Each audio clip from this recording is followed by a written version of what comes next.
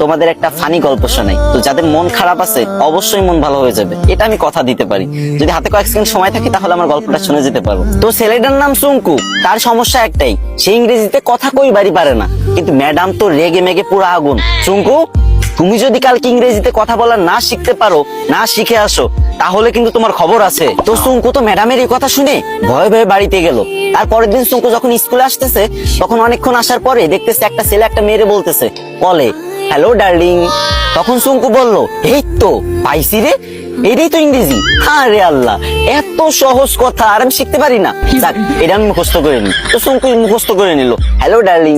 চুঙ্কু ভাবলো রাস্তাঘাটে মনে হয় মানুষ ইংরেজি বলে সবাই, তো এবার থেকে যার ইংরেজি শুনবে সেটাই মুখস্থ করে নেবে। তো চুঙ্কু আর একটু দূর আগে যাওয়ার পরে পার্কের ধারে একটা মেয়ে একটা ছেলের বলতেছে সেটা ননসেন্স।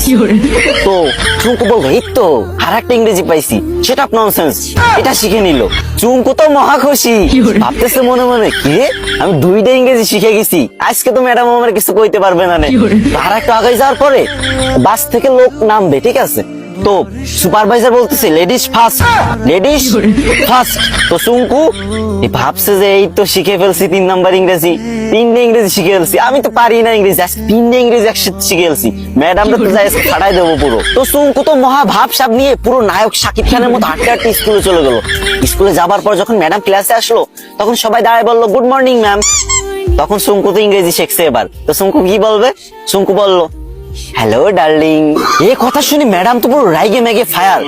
ম্যাডামের কান নাক চোখ মুখ সব জায়গাতে আগুন বেরোচ্ছে, আরো কোন জায়গাতে যে আগুন বেরোচ্ছে কোনো ঠিক নাই, ঠিক আছে। তো সুঙ্কুরে বললো হাউ ডেয়ার ইউ। চুঙ্কু বলছে সেটা ননসেন্স। ম্যাডাম তো এবার পুরোই রেগে মেগে হট, বলছে চুঙ্কু চলো প্রিন্সিপালের কাছে, আজকে তোমার খবর আছে। এদিকে চুঙ্কু বলতেছে ম্যাম লেডিস ফার্স্ট।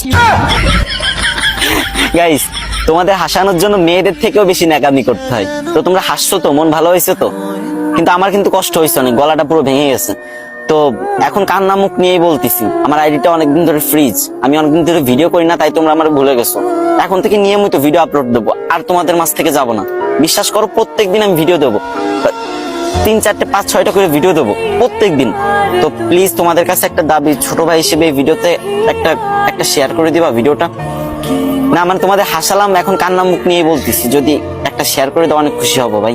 শেয়ার করে একটা কমেন্ট করো যে আমি শেয়ার করছি, আমি দেখতে চাই যে কারা আমার ভালোবাসে।